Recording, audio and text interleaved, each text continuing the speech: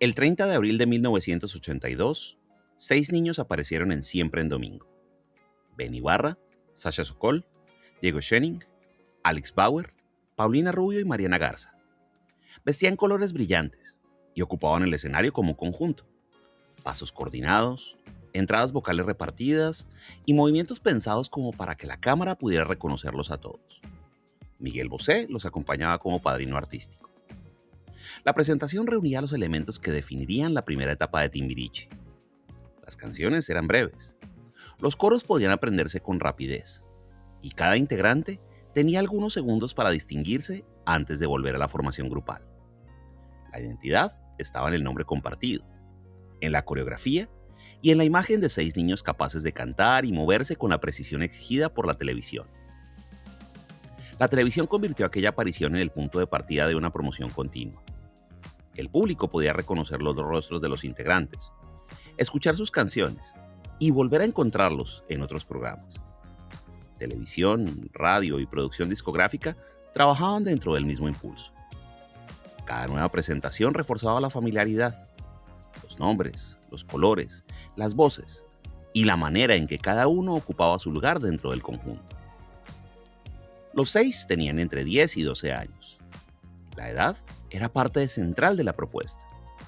Cantaban sobre experiencias cercanas a la vida familiar y escolar, mientras la puesta en escena los presentaba como intérpretes preparados.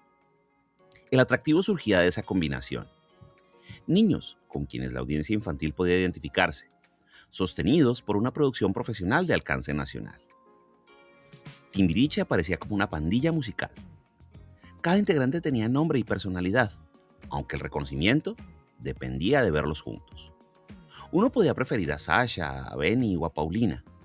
La canción, sin embargo, regresaba siempre al grupo. La coreografía los separaba durante unos segundos y volvía a reunirlos antes del coro.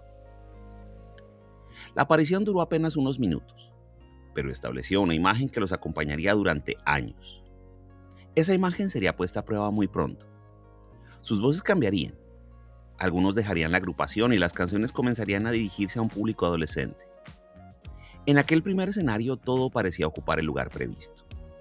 6 voces, 6 posiciones, una canción sencilla y una cámara capaz de contener al grupo completo.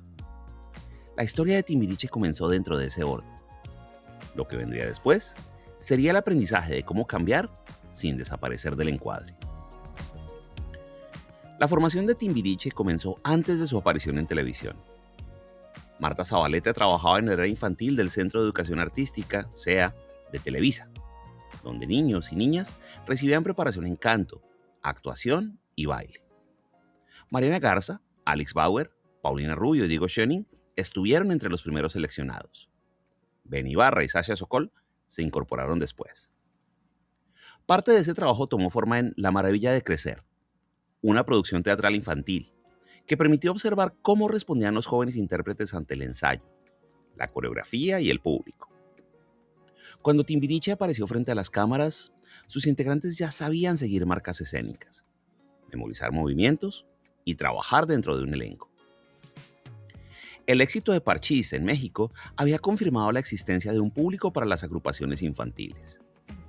Televisa contaba con los recursos para desarrollar una propuesta local: estudios de grabación, programas de variedades, equipos de producción, vestuario, coreógrafos y una red de promoción capaz de presentar al grupo en todo el país. La selección valoraba varias capacidades al mismo tiempo. Los integrantes debían cantar, bailar, actuar y responder a una disciplina colectiva. También necesitaban sostener una imagen reconocible en televisión. Una voz destacada podía servir para un solo. El funcionamiento del proyecto dependía de que todos pudieran entrar a tiempo, conservar la formación y completar la misma canción. Detrás de los 6 niños había un sistema de trabajo organizado por adultos. Productores, maestros, familiares y ejecutivos tomaban decisiones sobre horarios, canciones, presentaciones e imagen. Ellos establecían cuánto debía ensayarse, quién cantaría cada parte y cuándo el grupo debía aparecer de nuevo frente a las cámaras. Esa estructura ofrecía recursos que pocas agrupaciones podían tener desde su nacimiento. También establecía una relación desigual. Los niños eran el centro visible, pero las decisiones fundamentales permanecían fuera del escenario. Timbiriche nació de esa combinación: preparación artística, capacidad infantil y una maquinaria televisiva que ya sabía convertir una aparición en presencia continua. El grupo no tuvo que buscar un público desde cero. Entró a los hogares a través de una pantalla que ya ocupaba un lugar central en la vida cotidiana de México. La primera alineación estaba integrada por Benny, Sasha, Diego, Alex, Paulina y Mariana. Las canciones repartían versos, coros y pequeñas intervenciones individuales, pero la presentación regresaba siempre al conjunto. El foco pasaba de un integrante a otro sin abandonar esa imagen de grupo.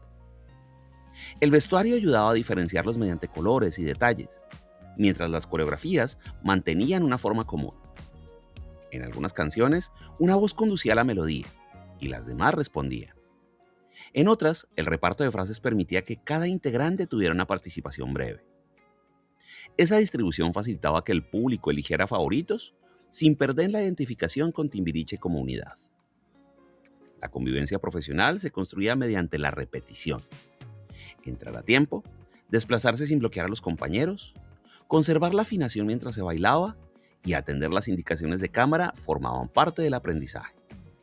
La naturalidad que transmitían en televisión dependía de esa coordinación. En 1983 se incorporó Eric Rubin como séptimo integrante. La alineación ganó nuevas posibilidades escénicas. Podía dividirse en parejas, formar grupos pequeños y alternar con mayor libertad las voces masculinas y femeninas. 7 integrantes también significaban 7 ritmos de aprendizaje, 7 familias y 7 personalidades dentro de una agenda común. La unidad que se veía en televisión debía reconstruirse en cada ensayo.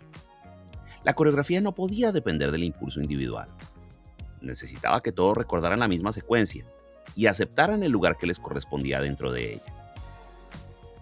En esos primeros años se fijó una forma de relación con el público. Cada integrante podía ser reconocido por separado, pero el interés crecía al observarlos juntos. Las diferencias de voz, carácter y presencia formaban parte del entretenimiento. Timbiriche ofrecía una pequeña comunidad en la que cada espectador podía encontrar a alguien con quien identificarse. Aquella formación completa duró poco. Sin embargo, alcanzó a establecer una imagen suficientemente fuerte para que los cambios posteriores fueran entendidos como capítulos de una misma historia.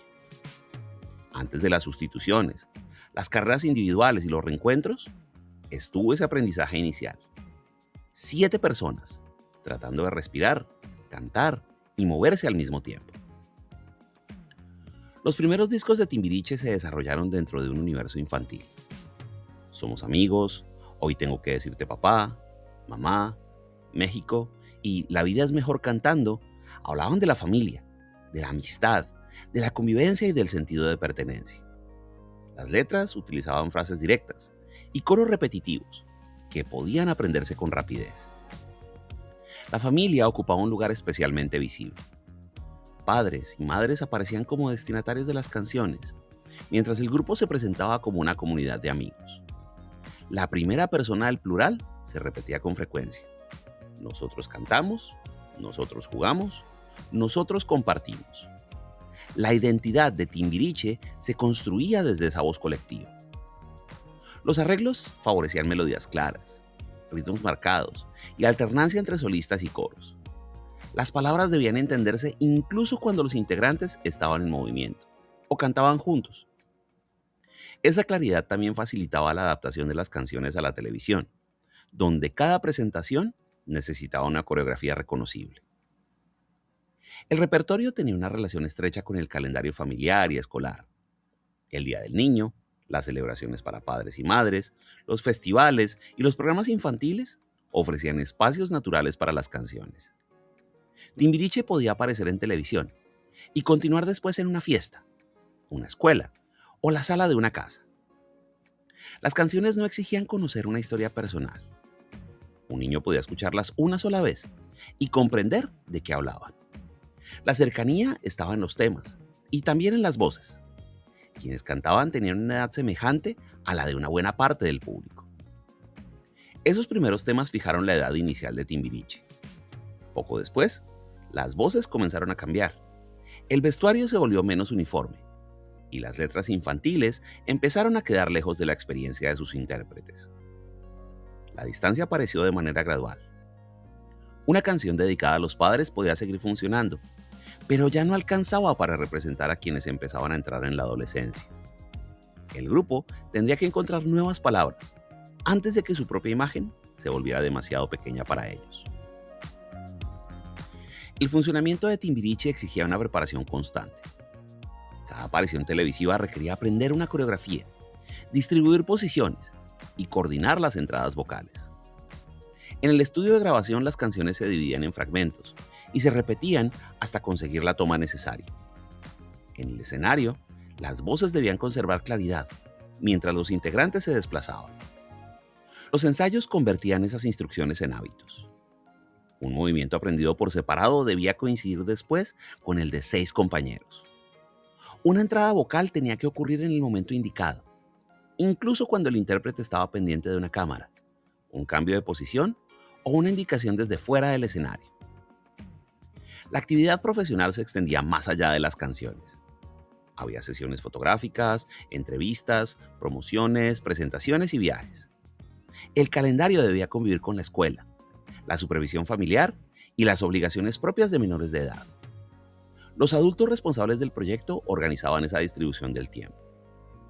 Con el tiempo, la rutina los volvió capaces de pasar del estudio a una entrevista, de una sesión fotográfica a un escenario y de una ciudad a otra, sin detener la promoción. Cada integrante cumplió una función precisa. Un error, una ausencia o un cambio de posición podía obligar a reorganizar el número completo. También aprendieron a responder frente a públicos distintos. Un foro de televisión exigía atender a las cámaras. Un teatro pedía proyectar la voz y el movimiento hacia la última fila. Una presentación promocional podía reducir una canción a pocos minutos. El grupo debía adaptarse sin perder la imagen de soltura. En las presentaciones, ese trabajo permanecía en segundo plano. El público veía sonrisas, movimiento y canciones interpretadas con facilidad. La precisión permitía transmitir ligereza. La experiencia adquirida durante esos años acompañaría después a quienes trabajaron como solistas, actores, compositores o conductores. Antes de que cada uno encontrara una carrera propia, aprendieron el oficio dentro de una agrupación donde ninguna acción era completamente individual. Cada paso dependía del siguiente. Cada voz necesitaba dejar espacio para otra. En 1984, Timbiriche protagonizó Vaselina, la adaptación mexicana de Grease. La obra se estrenó el 8 de marzo en los televiteatros de la Ciudad de México y amplió las exigencias del grupo. Los integrantes debían sostener personajes, diálogos, canciones y coreografías durante una función completa. La historia transcurría en un ambiente escolar y colocaba a los intérpretes dentro de situaciones sentimentales y sociales más cercanas a la adolescencia. El vestuario, los bailes y las parejas de personajes ofrecían una imagen distinta a la de los primeros discos. Ya no eran solamente un grupo que aparecía durante una canción. Debían mantener una historia y relacionarse dentro de ella. El teatro exigía continuidad. Una equivocación no podía corregirse con otra toma. Las canciones debían entrar después de un diálogo. Los movimientos debían coincidir con el espacio disponible. Y cada personaje tenía que conservarse durante toda la función. La experiencia reforzó el trabajo escénico del grupo y abrió un camino hacia temas menos infantiles. La transformación continuó en 1985 con Timbiriche Rock Show. El álbum incorporó guitarras, sintetizadores y versiones en español de canciones internacionales. Mi Globo Azul, Teléfono, Soy un Desastre y Corro, Vuelo, Me Acelero ampliaron el vocabulario musical del grupo. Los temas hablaban de llamadas, encuentros, velocidad, inquietud y deseo de independencia. Las voces también habían cambiado. Los registros infantiles comenzaron a convivir con tonos más graves y con interpretaciones que requerían mayor intensidad. Las coreografías incorporaron movimientos propios del pop juvenil de la época, y el vestuario dejó atrás parte de la uniformidad inicial. Timbiriche Rock Show hizo audible al grupo. Las voces, la ropa y las canciones pertenecían ya a una etapa distinta. El grupo podía hablar de fiestas, llamadas y autonomía sin abandonar por completo la energía colectiva de sus primeros años.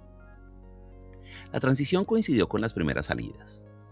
Mientras el repertorio avanzaba hacia la adolescencia, la formación que lo interpretaba comenzaba a modificarse. Benny Ibarra dejó Timbiriche en 1985 para continuar su formación musical. Eduardo Capetillo se incorporó a la alineación y asumió partes vocales y posiciones escénicas que debían redistribuirse. El cambio ocurrió mientras el grupo modificaba también su repertorio y su imagen. En 1986 salió Sasha Sokol. Décadas después, ella explicó públicamente que Luis de Llano, productor y representante del grupo, había iniciado una relación abusiva con ella cuando tenía 14 años y él 39. Según su testimonio, sus padres la retiraron de Timbiriche y la enviaron a estudiar a los Estados Unidos cuando conocieron de la situación. De Llano ocupaba una posición de autoridad dentro del entorno profesional en el que Sasha trabajaba desde niña. El grupo dependía de decisiones tomadas por productores, representantes y ejecutivos adultos. Esa estructura había organizado la formación, el repertorio y la exposición de los integrantes. También podía crear condiciones en las que un adolescente quedaba frente a alguien con poder directo sobre su carrera. En 2022, Sasha hizo público su testimonio. El caso siguió una vía civil y en junio del 2025, la Suprema Corte negó el amparo solicitado por De Llano, con lo que quedó firme la resolución por daño moral. La historia forma parte del entorno en el que Timbiriche fue producido. No cancela las canciones, ni la experiencia de quienes encontraron alegría en ellas. Impide, sin embargo, reducir aquellos años a una imagen completamente inocente. Thalía se incorporó después de la salida de Sasha. Eduardo y ella participaron en Timbiriche 7, publicado en 1987, junto con varios integrantes de la primera formación. Mariana Garza dejó el grupo ese mismo año y Edith Márquez se incorporó al siguiente. Cada salida obligaba a repartir de nuevo las canciones, cambiar posiciones en las coreografías y ajustar las parejas escénicas. Quien llegaba debía aprender el catálogo anterior y al mismo tiempo encontrar un lugar propio en el material nuevo.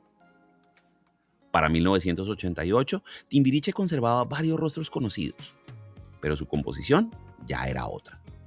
La etapa de mayor éxito se construiría sobre esa formación cambiante y dentro de un sistema donde productores, directivos y familias continuaban tomando buena parte de las decisiones.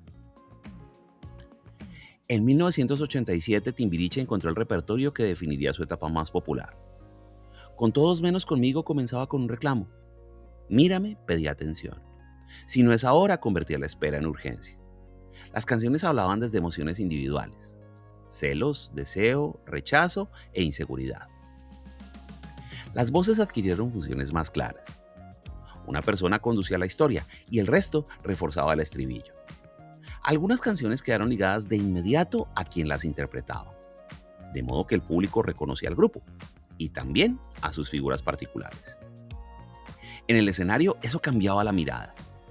Había momentos en que una sola voz sostenía la atención, mientras las demás esperaban para devolver la canción al conjunto. La coreografía seguía siendo importante, pero ya no organizaba por completo la experiencia. Una interpretación, una frase o una manera de mirar a la cámara podían definir una canción. Un año después, Timbiriche 8 y 9 aumentó esa intensidad. Tú y yo somos uno mismo.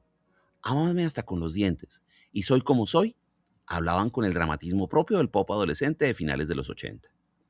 Los sintetizadores, las baterías electrónicas y las guitarras daban a las canciones un sonido más amplio y más enfático. Las letras tomaban situaciones reconocibles y las llevaban hasta el límite. Una llamada que no llegaba, una mirada dirigida a otra persona o una promesa dudosa podían ocupar toda la canción. Esa intensidad coincidía con la manera en que muchas de esas experiencias se vivían por primera vez. Los conflictos eran pequeños desde la distancia adulta, pero dentro de las canciones tenían el tamaño necesario. El amor podía sentirse definitivo, el rechazo irreparable, la espera de una llamada interminable. Timbiriche ofrecía palabras para emociones que todavía no siempre podían nombrarse fuera de la música. El grupo se convirtió así en una referencia del pop juvenil mexicano. Sus canciones dejaron de acompañar celebraciones infantiles y comenzaron a sonar en fiestas, automóviles y habitaciones donde alguien esperaba que el teléfono sonara. En 1990 apareció Timbiriche 10. Princesa Tibetana, Me Pongo Mal, Yo No Soy Una Más, mantenían al grupo dentro del pop juvenil, aunque el sonido comenzaba a acercarse a la nueva década. La portada mostraba una formación muy distinta de la que el público había conocido 8 años antes. Paulina Rubio y Diego Schoening eran los únicos integrantes de los 6 que habían aparecido en el debut televisivo. Junto a ellos estaban Eric Rubin, Edith Márquez, Vivi Gaitán, Claudio Bermúdez y Patti Tanús. Pero incluso esa imagen perdió vigencia con rapidez. Patti participó en el disco y en la promoción inicial, pero Silvia Campos ocupó después su lugar en las presentaciones. La alineación de la portada y la que aparecía sobre el escenario dejaron de coincidir por completo. En 1991 salieron Paulina, Eric, Edith y Vivi. Diego permaneció como el único integrante de la formación de 1982. Llegaron nuevos miembros y Timbiriche grabó 2 álbumes más, pero cada promoción mostraba rostros menos vinculados con los éxitos que todavía no ocupaban el centro de los conciertos. Durante los años anteriores, las sustituciones habían coincidido con canciones capaces de presentar una etapa nueva. Eduardo, Thalía y Edith entraron cuando el repertorio avanzaba hacia un pop adolescente de gran alcance.